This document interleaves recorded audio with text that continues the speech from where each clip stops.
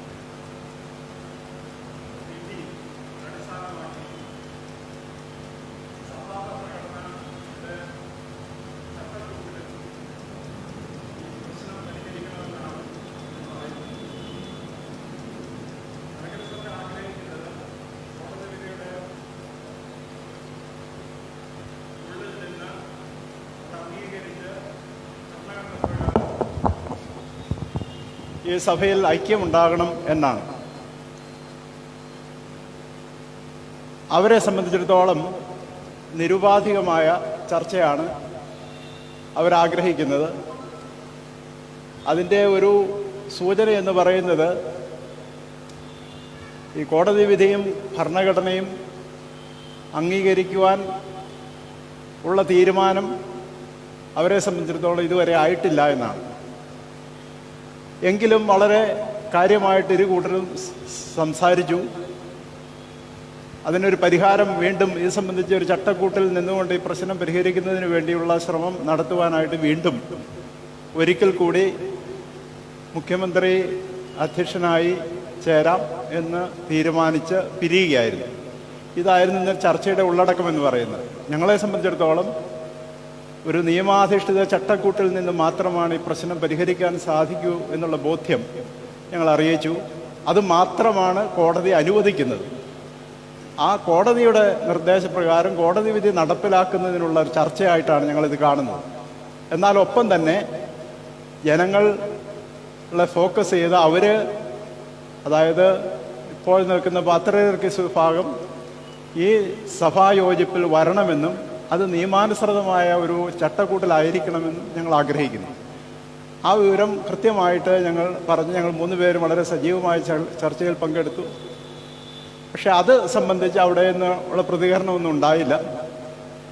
മുഖ്യമന്ത്രിയും ഈ നാട്ടിലെ കോടതി വിധിയുടെ, സിവിൽ കോടതിയുടെ വിധി, അതായത് നിയമവ്യവസ്ഥ ബൈപ്പാസ് ചെയ്ത് ഒരു ഐക്യമല്ല, സമാധാനമല്ല, അത് പരിഗണിച്ച് തന്നെ ഈ പ്രശ്നം പരിഹരിക്കണമെന്നുള്ള ഒരു നിലപാടായിരുന്നു അദ്ദേഹത്തിൻ്റെയും. ഏതാണെങ്കിലും ആദ്യത്തെ ഒരു ശ്രമം എന്നുള്ള നിലയിൽ പരസ്പരം അഭിപ്രായങ്ങൾ കൈമാറുവാനുള്ള, സമീപനങ്ങൾ പങ്കുവയ്ക്കുവാനുള്ള ഒരു അവസരമായിരുന്നു. 1995 കോടതി വിധിക്ക് ശേഷം നടന്ന ചർച്ചകൾക്ക് ശേഷം ഇപ്പോഴാണ് ഒരു ഔപചാരിക നിലയിൽ ഒരു ചർച്ച നടക്കുന്നത്. അന്ന് ഇരുവിഭാഗങ്ങളും തന്നെയായിരുന്നുവെങ്കിൽ ഇന്ന് നമ്മുടെ മുഖ്യമന്ത്രിയുടെ സാന്നിധ്യത്തിലായിരുന്നു ചർച്ച എന്ന് മാത്രം.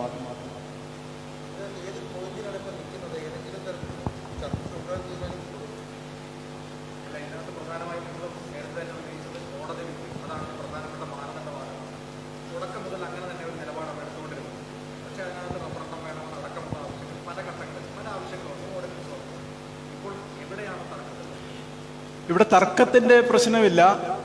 കാരണം എന്താണെന്ന് വെച്ചാൽ ബാക്കി ഒരു വഴിയും ഈ പ്രശ്ന പരിഹാരത്തിന് അസാധ്യമാണ് എന്ന് കോടതി തന്നെ പറഞ്ഞിട്ടുണ്ട്. അതായത് ക്ലാരിഫിക്കേഷൻ പെറ്റീഷൻ ഫയൽ ചെയ്തപ്പോൾ അവർ 2-3 കാര്യം പറഞ്ഞിരുന്നു. ഒന്ന് റെഫറൻഡം, അല്ലെങ്കിൽ ഓർഡിനൻസ്, ഇങ്ങനെ, അല്ലെങ്കിൽ ഹിതപരിശോധന. ഇതിൽ ഒന്നും തന്നെ ഇതിന് ഇംപ്ലിമെൻറ്റേഷനുള്ളൊരു വഴിയല്ലെന്നും ഇത്തരത്തിലുള്ള മാർഗങ്ങൾ അവലംബിച്ച് കോടതി വിധി അട്ടിമറിക്കാൻ ശ്രമിക്കരുത് എന്ന് കോടതി വളരെ വ്യക്തമായി പറഞ്ഞിട്ടുണ്ട്. അപ്പോൾ ആ സാഹചര്യത്തിൽ മറ്റു വഴി അവലംബിക്കുക എന്ന് പറയുന്നത് അത് നിയമപരമായി നടക്കില്ലാത്ത കാര്യമാണ്. അപ്പോൾ നടക്കുന്ന കാര്യം എന്നത് കോടതി വിധിയുടെയും ഭരണഘടനയുടെയും ഉള്ളിൽ നിന്നുകൊണ്ടുള്ള ഒരു സഭാഐക്യമാണ്. അതല്ലാതെ മറ്റൊരു പോംവഴിയില്ല, അതിനകത്തൊരു പരിഹാര മാർഗമില്ല. അതുകൊണ്ട് ആ കാര്യത്തിൽ ഞങ്ങൾ വളരെ നിർബന്ധമായിട്ടും പറയുന്നൊരു കാര്യമാണ്. പക്ഷേ അതാരെയും പുറന്തള്ളാനല്ല, നേരെ മറിച്ച് നിയമപരമായി ഈ സഭയ്ക്ക് ഒരു ഐക്യം ഉണ്ടാക്കുവാനും സമാധാനം ഉണ്ടാക്കുവാനും വേണ്ടിയുള്ള ശ്രമത്തിൻ്റെ ഭാഗമായിട്ടാണ്. അതെ, ആ കോടതി വിധി അംഗീകരിക്കുന്ന വഴി അവർക്ക് നഷ്ടപ്പെടുകയല്ല, നേരെ മറിച്ച് ഈ കോടതി വിധിയുടെ ഗുണാംശങ്ങളെല്ലാം ആ വിഭാഗത്തിലുള്ള എല്ലാവർക്കും ലഭ്യമാക്കുകയാണ്. അപ്പോൾ അവരുടെ അവകാശങ്ങൾ നിഷേധിക്കുകയല്ല, അവകാശങ്ങളിൽ നിന്ന് പുറത്താക്കുവാനുള്ള ശ്രമമല്ല, അവർക്ക് നിയമാനുസൃതം എല്ലാ അവകാശങ്ങളും നേടിക്കൊടുക്കുവാനുള്ള ഒരു ശ്രമമാണ് ഞങ്ങളുടേത്. പലപ്പോഴും പലരും പറയുന്നത് പോലെ ആരെയും പുറത്താക്കുകയല്ല, നേരെ മറിച്ച് കോടതിയുടെ നിർദ്ദേശങ്ങൾ അംഗീകരിച്ച് ഈ സഭ ഒന്നാവുകയും അവർക്കുള്ള അവകാശ സ്വാതന്ത്ര്യങ്ങൾ മലങ്കര സഭയിൽ ഉറപ്പാക്കുകയുമാണ് വേണ്ടത്. അപ്പോൾ ഒരിക്കലും അതൊരു തെറ്റായൊരു സമീപനമല്ല, നേരെ മറിച്ച് അതിന് ശരിയായ മാർഗമാണ്. അത് തന്നെയാണ് കോടതി നിയമവും പറയുന്നത്.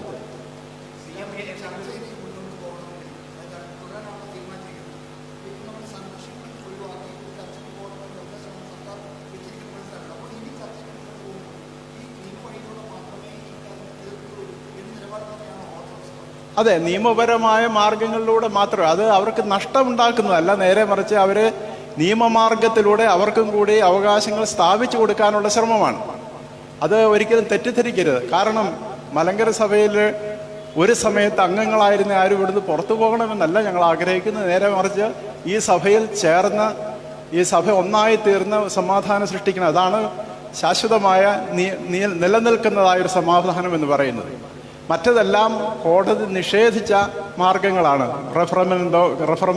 റെഫറൻഡവും അതുപോലെ തന്നെ മറ്റുള്ള ഓർഡിനൻസും ഇതെല്ലാം അത് ആ ക്ലാരിഫിക്കേഷൻ വഴി അത് കോടതി വ്യക്തമാക്കിയിട്ടുണ്ട്. ഇതെല്ലാം കോടതി വഴി അട്ടിമറിക്കുവാനുള്ള ശ്രമമായിട്ടാണ് കോടതി കാണുന്നത്. അതുകൊണ്ട് ആ വഴി നമുക്കിതിനകത്ത് പോകാൻ സാധിക്കുകയില്ല. നേരെ മറിച്ച് എല്ലാവർക്കും അവകാശം സ്ഥാപിച്ചു കൊടുക്കാനുള്ള ഒരു ശ്രമത്തിൽ നിയമാനുസൃതമായി സമാധാനം സൃഷ്ടിക്കുവാനുള്ള അന്വേഷണമാണ്. അല്ല, CM സത്യത്തിൽ നിർദ്ദേശമായിട്ട് പറയുകയല്ല. അദ്ദേഹത്തിന് പറഞ്ഞു കോടതി വിധി എന്ന് പറയുന്നത് ഒരു സ്റ്റേറ്റിനെ സംബന്ധിച്ചിടത്തോളം ബൈപ്പാസ് ചെയ്യാൻ പറ്റുന്ന കാര്യമല്ല. അത് നടപ്പിലാക്കണം. അതെങ്ങനെ നടപ്പിലാക്കണം എന്നുള്ള കാര്യമാണ് നമ്മളിരുന്ന് ആലോചിക്കേണ്ടതെന്നുള്ളത് അദ്ദേഹം ഭംഗ്യന്തരയുടെ അവതരിപ്പിക്കുകയായിരുന്നു.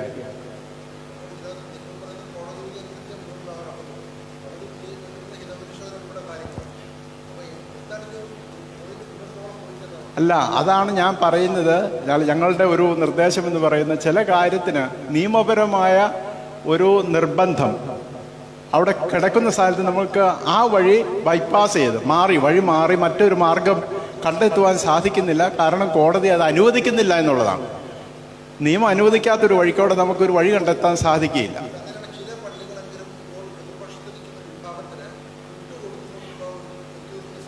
അല്ല, അത് വളരെ കൃത്യമായിട്ട് കോടതി വിധിയിൽ തന്നെയുണ്ട്. അതിനകത്ത് 2 ഓപ്ഷനാണ് പറയുന്നത്. ഒന്നുകിൽ ഈ 1934 കോൺസ്റ്റിറ്റ്യൂഷൻ അംഗീകരിച്ച് സഭയുടെ ഗുണഭോക്താക്കളായി തീരുക, അല്ലെങ്കിൽ അതിൻ്റെ ഗുണഭോക്താക്കൾ അല്ലാതായി പുറത്തു പോവുക എന്ന് മാത്രം. ഈ 2 മാർഗങ്ങളാണ്.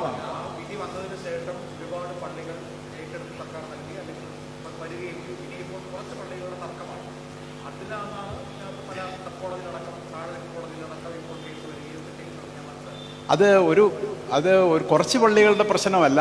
നേരെ മറിച്ച് മലങ്കര സഭയിൽ 1064 പള്ളികളോ അതിനുശേഷം വെച്ച പള്ളികളുടെ എല്ലാം ഈ കോടതി വിധിക്ക് വിധേയമാണ്. പക്ഷേ അതിന് കേസുകൾ എല്ലായിടത്തും ഒരേ സമയം വന്നില്ല എന്ന് മാത്രമാണ്. അതുകൊണ്ട് മറ്റുള്ള പള്ളികൾ ഇതിനകത്ത് നിന്ന് കേസിൽ നിന്ന് സ്വതന്ത്രമാണെന്നില്ല. നേരെ മറിച്ച് മലങ്കര സഭ എന്ന് പറയുന്ന ഒരു ട്രസ്റ്റായ ഒരു സാഹചര്യത്തിൽ അതിൻ്റെ ഇൻഡിവിജ്വൽ പള്ളികളെല്ലാം ഈ ട്രസ്റ്റിൻ്റെ ഭാഗമാണ്. അപ്പോൾ അതിന് സ്വതന്ത്രമായൊരു നിലപാടില്ല. നേരെ മറിച്ച് 34 ഭരണഘടന പ്രകാരം കോടതി വിധി പ്രകാരം മാത്രമുള്ള നിലനിൽപ്പേ ഉള്ളൂ. അതുകൊണ്ടാണ് ഈ പറയുന്നത് ഈ പള്ളികളിലെല്ലാം ഇന്നല്ലെങ്കിൽ നാളെ വീണ്ടും കേസ് വരാവുന്നതാണ്. അത് എല്ലാ പള്ളികളുടെയും ഒരേ സമയത്തും കേസ് വരുന്നില്ല എന്ന് മാത്രമേ ഉള്ളൂ. അല്ല, കൃത്യമായിട്ട് പറഞ്ഞില്ല. അപ്പോൾ നമ്മളെ സംബന്ധിച്ചിടത്തോളം ഒരു അനുവാദമുള്ള ചട്ടക്കൂട്ടിൽ നിന്നുകൊണ്ടുള്ള സംസാരം മാത്രമേ സാധിക്കുകയുള്ളൂ. അവരുടെ ചർച്ച മാത്രമേ ഫലപ്രദമാകുകയുള്ളൂ. അതിനപ്പുറത്തേക്ക് പോകാൻ കോടതി സഭയ്ക്ക് അനുവാദം തന്നിട്ടില്ല എന്നുള്ളതാണ്. അതായത് സിവിൽ കോടതിയുടെ നിയമത്തിന് വിധേയമായി സഭയിൽ ഐക്യവും സമാധാനവും സൃഷ്ടിക്കണം എന്നുള്ളതാണ്. തത്വത്തിൽ അതിൽ നിന്ന് വിട്ടു നിന്നുകൊണ്ട് സാധിക്കില്ല. അതൊരു ഒരു ധാരണാപരമായ അതിൻ്റെ ഒരു അടിസ്ഥാനത്തിൽ മാത്രമേ ചർച്ച മുന്നോട്ട് പോവുക. അതാണ് ഞങ്ങൾ ഈ പറഞ്ഞ ആദ്യം ചട്ടക്കൂടുണ്ടാകണം. ചട്ടക്കൂടുണ്ടാക്കിയാൽ മാത്രമാണല്ലോ ചർച്ചയ്ക്ക് പുരോഗതി ഉണ്ടാവുകയുള്ളൂ. എന്തോ അല്ല, ചട്ടക്കൂട് അവിടെ തന്നെയുണ്ട്. അത് അംഗീകരിക്കുക എന്നുള്ളത് മാത്രമാണ്. അത് എങ്ങനെ ഇംപ്ലിമെന്റ് ചെയ്യുക എന്നുള്ളത് മാത്രമാണ്. കാരണം കോടതി തന്നെ കൃത്യമായ ചട്ടക്കൂട് പറയുന്നുണ്ട്.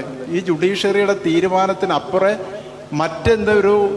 ഒരു മാർഗത്തിലൂടെ പ്രശ്നം പരിഹരിക്കാൻ സ്റ്റേറ്റിന് ഉൾപ്പെടെ ഒരു പ്രസ്ഥാനത്തിനും അവകാശമില്ല എന്ന് പറഞ്ഞിരിക്കും.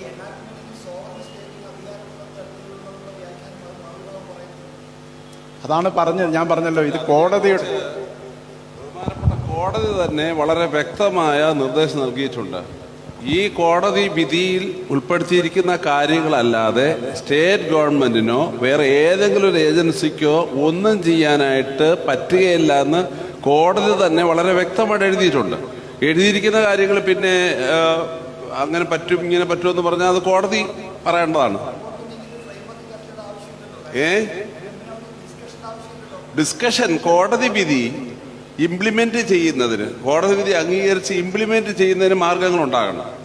അത് മുമ്പേ പറഞ്ഞതുപോലെ ക്രമസമാധാന പ്രശ്നങ്ങൾ ഉണ്ടാകാതെ കോടതി വിധി നടപ്പിലാക്കി എടുക്കണം. അതിനുള്ളൊരു ഡിസ്കഷൻ എന്ന് വേണമെങ്കിൽ പറയാം. അതല്ലാതെ കോടതി വിധിയെ ഡിസക്ട് ചെയ്യുന്ന രീതിയിലുള്ള ഡിസ്കഷൻ ഒരിക്കലും ഉണ്ടാകില്ല. ഇതിനകത്ത് ഒരു കാര്യം കൂടെ എന്നോട് ചേർത്ത് പറയുന്നുണ്ട്. ഈ കോടതി വിധി കോടതിയിൽ തന്നെ ഇംപ്ലിമെന്റ് ചെയ്യുമ്പോൾ കുറേ ആൾക്കാർ പുറത്തു പോകുന്നതായി ഞങ്ങൾ കാണുന്നുണ്ട്. അവരും കൂടി ഈ കോടതി വിധി അംഗീകരിച്ച് ഉള്ളിൽ വരണമെന്നാണ് ഞങ്ങളുടെ ആഗ്രഹം. അപ്പോൾ ഗവൺമെൻറ്റിന് തന്നെ ഈ കാര്യത്തിൽ നിർണായകമായ ഒരു പങ്ക് വഹിക്കുവാൻ സാധിക്കും. ഇത് ഒരു കൂട്ടം ആൾക്കാർ ഞങ്ങൾ പുറത്താക്കി എന്ന് പരാതി പറയുമ്പോൾ ഗവൺമെൻറ് തന്നെ മനസ്സിലാക്കേണ്ടതുണ്ട്, ഞങ്ങൾ പുറത്താക്കിയല്ല, കോടതി വിധി ധിക്കരിച്ച് പുറത്തു പോവുകയാണ്. ഞങ്ങളെ സംബന്ധിച്ചിടത്തോളം അവർ പുറത്തു പോകണമെന്ന് ഒരു കാരണവശാലും ഞങ്ങൾ ആഗ്രഹിക്കുന്നില്ല. അവർ നിയമം അംഗീകരിച്ച്, ഈ നാടിൻ്റെ നിയമം അംഗീകരിച്ച് ഇതിനുള്ളിൽ ചേർന്ന് ഒന്നിച്ച് പോകണമെന്നാണ് ഞങ്ങൾ പറയുന്നത്. അപ്പോൾ ഈ ചട്ടക്കൂടില്ലാതെ നമുക്ക് ചർച്ച മുന്നോട്ട് പോകാൻ പ്രയാസമാണ്. അതുകൊണ്ട് ചട്ടക്കൂടുണ്ടാക്കുന്ന ആ പ്രക്രിയയിലാണ് ഇപ്പോഴും ഞങ്ങൾ.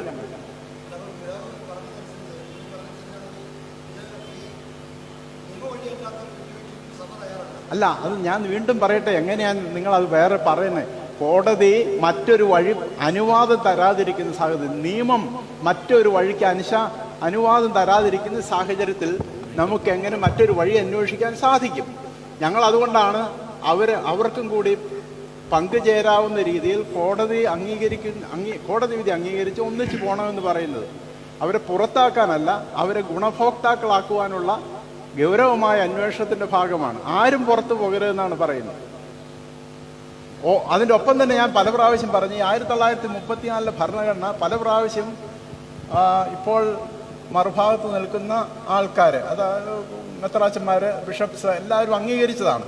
അവരെ സംബന്ധിച്ചിടത്തോളം അത് അംഗീകരിക്കില്ല എന്ന് പറയുന്നത് അവർക്ക് ധാർമ്മികമായോ നിയമപരമായോ സാധിക്കില്ല. അതും കോടതി വളരെ കൃത്യമായിട്ട് പറയുന്നുണ്ട്. കഴിഞ്ഞ കാലങ്ങൾ ഓരോ സമയത്തായിട്ട് ഈ കോടതി വിധി അംഗീകരിച്ചാണ്. മാത്രമല്ല ഇപ്പോഴത്തെ ശ്രേഷ്ഠഭാവ 34 ഭരണഘടന പ്രകാരം ഈ കോടതി വിധി ഇംപ്ലിമെന്റ് ചെയ്യണമെന്ന് എക്സിക്യൂഷൻ പെറ്റീഷൻ കൊടുത്തയാളാണ്. പിന്നെ അവരെ സംബന്ധിച്ചിടത്തോളം 34 ഭരണഘടന അംഗീകരിക്കുന്നതിന് എന്താ പ്രശ്നം എന്താ?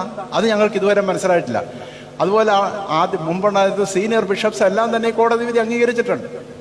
അപ്പോൾ ഈ കോടതി വിധി അംഗീകരിക്കുക എന്ന് പറയുന്ന അവരെ സംബന്ധിച്ചിടത്തോളം ഒരു ബുദ്ധിമുട്ടുള്ള കാര്യമല്ല. നേരെ മറിച്ച് അവർ ഇതിനോടകം പല പ്രാവശ്യം അംഗീകരിച്ച ആൾക്കാരാണ്. അപ്പം നമ്മൾ പറയുന്നത് ഇത് മാത്രമേ ഉള്ളൂ, അതിലൊരു സത്യസന്ധത കാണിക്കണം.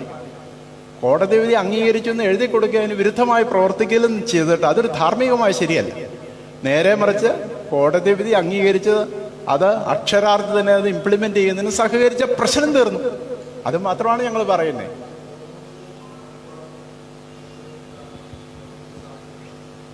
കോടതി അല്ല, അത് ചില കാര്യങ്ങൾ നമ്മൾ പൊതുവായ ചില അടിസ്ഥാന തത്വങ്ങൾക്ക് രൂപം കൊടുക്കാതെ നമ്മൾ ഇൻഡിവിജ്വലായിട്ട് ഓരോ പള്ളിയുടെ കാര്യം ചിന്തിച്ച പ്രശ്നമാണ്. അത് പൊതുവെ അവസാനം ഉണ്ടായൊരു ചീഫ് മിനിസ്റ്ററും പറഞ്ഞ കോടതിയുടെ പ്രൊസീഡിങ്സ് അതുവഴി നടന്നുകൊണ്ടിരിക്കും. അത് ഇതുമായിട്ട് ബന്ധപ്പെട്ട കാര്യമല്ല. ചർച്ച അതിന് മറുഭാഗത്ത് ഇത് തന്നെയാണ് കോടതിയിൽ ജഡ്ജിമാരും പറയുന്നത്. സമാധാനത്തിന് വേണ്ടിയുള്ള ഒരു അന്വേഷണം തീർച്ചയായിട്ടും നടക്കുന്നത് അത് സ്വാഗതാർഹമാണ്. ഒപ്പം തന്നെ കോർട്ട് പ്രൊസീഡിങ്സ് നടന്നുകൊണ്ടിരിക്കും. ഓർഡിനൻസ് വരാൻ സാധിക്കില്ല. കാരണം ഈ പ്രശ്നവും അതിനകത്ത് ഓർഡിനൻസ് എന്ന് പറയുന്നത് ഈ ഒരു നാട്ടിലെ ഒരു കോടതി നിയമം അത് മാറ്റിക്കൊണ്ട് മറ്റൊരു ഗവൺമെന്റിന്റെ ഒരു തീരുമാനം ഉണ്ടാക്കാൻ അത് നിയമരഹിതമായൊരു നിയമവിരുദ്ധമായൊരു പ്രവർത്തനം. അതിന് സർക്കാർ ഇതുവരെ ചിന്തിക്കുന്നുണ്ടാവുമെന്ന് എനിക്ക് ധാരണയില്ല.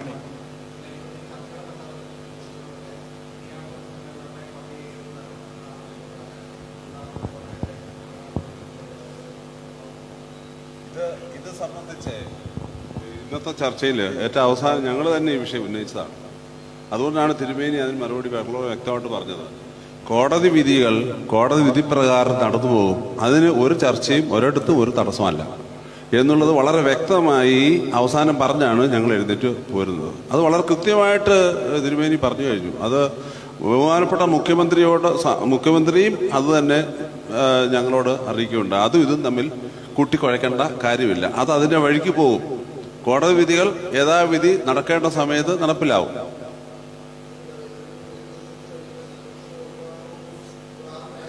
അല്ല, ഇതിനകത്തെ ഓർത്തഡോക്സ് സഭ ഒരിക്കലും ഏതെങ്കിലും ഒരു ഉദാഹരണം പറയാമോ? ഓർത്തഡോക്സ് സഭ ഒരിക്കലും ഒരു സംഘർഷത്തിന് വേണ്ടിയിട്ട് അണികളെ ഒരുക്കി സാധാരണഗതിയിൽ പൊതുവായി അങ്ങനെ ആരെയും പ്രേരിപ്പിക്കുന്നില്ല. നമ്മൾ ആവശ്യപ്പെടുന്നത് നിയമാനുസരണമായി കോടതി വിധിച്ചിരിക്കുന്നത് നടത്തിക്കിട്ടണം എന്ന അടിസ്ഥാനപരമായ മൗലികമായ ആവശ്യം മാത്രമേ ഉന്നയിച്ചിട്ടുള്ളൂ. അത് സർക്കാർ കഴിയും വിധം അത് നടപ്പിലാക്കിക്കൊണ്ടിരിക്കുകയാണ്. അപ്പോൾ അതങ്ങനെ നടന്നു പോകുമ്പോൾ അതുണ്ടാകുന്ന സംഘർഷങ്ങൾ ഓർത്തഡോക്സ് സഭയുടെ ഭാഗത്തു നിന്ന് ഉണ്ടാവുകയില്ല എന്ന് ഉറപ്പുവരുത്താൻ ഞങ്ങൾക്ക് കഴിയും എന്നുള്ളതാണ് ഞങ്ങളുടെ ആത്മവിശ്വാസം. ഒരു കോടതി വിധി നടപ്പാക്കി കിട്ടുന്നതിന് വേണ്ടി ഓർത്തഡോക്സ് സഭ സംഘർഷത്തിന് വേണ്ടി നിലകൊള്ളുന്നില്ല. അതേസമയം തന്നെ നിയമാനുസരണം ഒരു ദേശത്തിൻ്റെ അപ്പക്സ് കോർട്ട് സമുന്നത നീതിന്യായ കോടതി വിധിക്കുന്ന വിധിന്യായം നടപ്പിലാക്കി കിട്ടണം. അത് നടപ്പിലാക്കുന്നതിന് വേണ്ടി സർക്കാർ ശ്രമിച്ചുകൊണ്ടിരിക്കുന്നു. അത് അതിൻ്റെ വഴിക്ക് പോകും. എന്നാൽ അതേസമയം തന്നെ നമുക്ക് ഈ സഭയിലുണ്ടായിരിക്കുന്ന ഈ തർക്കം എങ്ങനെ ചർച്ചയിലൂടെ നമുക്ക് പരിഹരിക്കാൻ സാധിക്കും? ഓർത്തഡോക്സ് സഭ എക്കാലവും പറഞ്ഞിട്ടുള്ളത് 2 അടിസ്ഥാന ഘടകങ്ങളാണ്. ഒന്ന്, 1958 സുപ്രീം കോടതി വിധിയിലും 1995 സുപ്രീം കോടതി വിധിയിലും 2017 സുപ്രീം കോടതി വിധിയിലും ഇതാണ് സഭയുടെ ഭരണഘടന. 1934 ഭരണഘടന. ഇതിനനുസരണമായി ഭരിക്കപ്പെട്ടു പോകണം. സഭയുടെ എല്ലാ സമിതികളും ഏറ്റവും അടിത്തട്ടിലുള്ള പള്ളി വരെ അങ്ങനെ ഭരിക്കപ്പെട്ടു പോകണം എന്നുള്ള അടിസ്ഥാനപരമായ പ്രമാണം 34 കോൺസ്റ്റിറ്റ്യൂഷൻ്റെ അടിസ്ഥാനത്തിൽ അങ്ങനെ പോകണമെന്നുള്ള നിർദ്ദേശമാണ് ഈ കോടതി വിധികളിലെല്ലാം ഉള്ളത്. അത് പാലിക്കപ്പെടണം. അങ്ങനെ പാലിക്കപ്പെടുമ്പോൾ ഒരു പള്ളി പിടിച്ചെടുക്കുന്നു എന്നുള്ള ഒരു കാര്യമേ വരുന്നില്ല. ഒരു പള്ളി അവിടെ നിലനിൽക്കുന്നു. ആ പള്ളി ഞങ്ങൾ ആവശ്യപ്പെടുന്നത് അത് 1934 ഭരണഘടന അനുസരിച്ച് അത് നടന്നു പോകണം. അപ്പോൾ സുപ്രീം കോടതിൻ്റെ വിധി ആ പള്ളിയിലെ ജനങ്ങൾ അംഗീകരിക്കുവാൻ ബാധ്യസ്ഥരാണ്. അത്രേ പറയുന്നുള്ളൂ. അതിനോട് ചേർന്ന് വരുന്ന സംവിധാനങ്ങൾ സ്വാഭാവികമായും സ്വീകരിച്ചു പോകുന്നു. ആരെയും പുറത്താക്കുന്നില്ല. ഇപ്പോൾ ഞാനൊരു ബിഷപ്പായിരിക്കും. ഒരു പള്ളിയിൽ ചെന്ന് ഇതെടുക്കുക എന്നൊന്നും എനിക്ക് പറയാൻ ഒക്കില്ല. അങ്ങനെ പറയത്തുമില്ല. പക്ഷേ ഭരണഘടനയിൽ ഒരു പള്ളി അങ്ങനെ ഭരിക്കപ്പെടണമെന്ന് വ്യവസ്ഥയുണ്ട്. ആ വ്യവസ്ഥ അവിടുത്തെ ആളുകൾ തന്നെ അവർ തിരഞ്ഞെടുക്കുന്ന നിയമാനുസരണം തിരഞ്ഞെടുക്കപ്പെടുന്ന ആളുകൾ ആണ് ആ ഇടവക ഭരിക്കുന്നത്. അപ്പോൾ അവിടെ ഞാൻ ചെന്നു, അല്ലെങ്കിൽ എൻ്റെ കീഴിലുള്ള ആളുകൾ ചെന്നു, കുറേ ആളുകൾ ചെന്നു സംഘർഷമുണ്ടാക്കി അത് പിടിച്ചെടുക്കുന്നു എന്നുള്ള ഒരു പദം തന്നെ, ഒരു പ്രയോഗം തന്നെ ഞങ്ങളെ സംബന്ധിച്ചിടത്തോളം അസ്ഥാനത്താണ്. മറിച്ച് നാട്ടിലെ സമുന്നത നീതിന്യായ കോടതി എന്താണോ പറഞ്ഞിരിക്കുന്നത്, ഏത് ക്രമമനുസരിച്ച് പോകണമെന്നാണോ അനുശാസിക്കുന്നത്, അതനുസരിച്ച് പോകണമെന്ന് മാത്രമേ ഞങ്ങൾ പറയുന്നുള്ളൂ. അപ്പോൾ അങ്ങനെ വരുമ്പോൾ അവിടെ എന്തിന് സംഘർഷം ഉണ്ടാവേണ്ട കാര്യമില്ല. അവിടെ എന്തിന് പിടിച്ചടക്കണം? അവർ തന്നെയാണല്ലോ എല്ലാം ഭരിക്കുന്നത്, ഞങ്ങളല്ലല്ലോ. പക്ഷേ ഞാനൊരു ബിഷപ്പ് എന്നുള്ള നിലയിൽ തീർച്ചയായും എനിക്കൊരു അധികാരമുണ്ട്. അത് അങ്ങനെ തന്നെയാണോ ഭരിക്കപ്പെടുന്നത്? ഇത്രയേ ഉള്ളൂ. അവരവർക്ക് ലഭിച്ചിരിക്കുന്ന അവകാശങ്ങൾ പരസ്പരം അങ്ങോട്ടും ഇങ്ങോട്ടും പൂരകമായി തന്നെ, വിരുദ്ധമായല്ല ഭരിക്കപ്പെട്ടു പോകുന്നുണ്ടോ? ഇങ്ങനെ ഒരു മേൽനോട്ട അധികാരം തീർച്ചയായിട്ടും ഏത് സംവിധാനത്തിലുമുണ്ട്, ഈ സഭയ്ക്കുമുണ്ട്. അങ്ങനെ ഞങ്ങൾ പറയുന്നുള്ളൂ.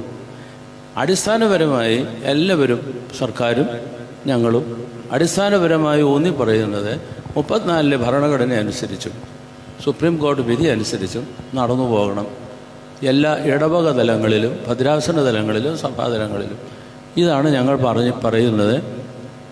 അതിൻ്റെ അടിസ്ഥാനത്തിൽ നിന്നുകൊണ്ട് നമുക്ക് തുടർന്നും ചർച്ചയാവാം എന്നുള്ളതാണ് ഞങ്ങളുടെ നിലപാട്. അതനുസരിച്ച് മുഖ്യമന്ത്രി അനുഭാവപൂർവ്വം ഒരിക്കൽ കൂടെ വീണ്ടും നമുക്ക് കാണാം എന്ന് പറഞ്ഞ് പിരിഞ്ഞിരിക്കുകയാണ്. വളരെ സന്തോഷമായിരുന്നു ഈ ചർച്ചയും ഒന്നിച്ചിരുന്നുള്ള ഈ മുഖാമുഖമുള്ള സംസാരവും. അതിന് തീർച്ചയായിട്ടും ഒരവസരം കിട്ടിയത് വലിയ കാര്യമായി തന്നെ ഈ സഭ കാണുന്നു. ചർച്ചയ്ക്ക് വേറെ ചോദ്യമൊന്നുമില്ലല്ലോ അല്ലേ?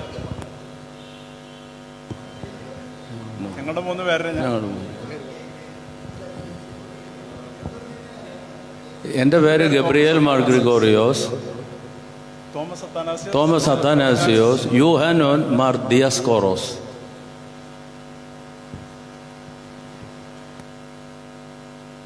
വേറെ ഒന്നുമില്ല അല്ലേ?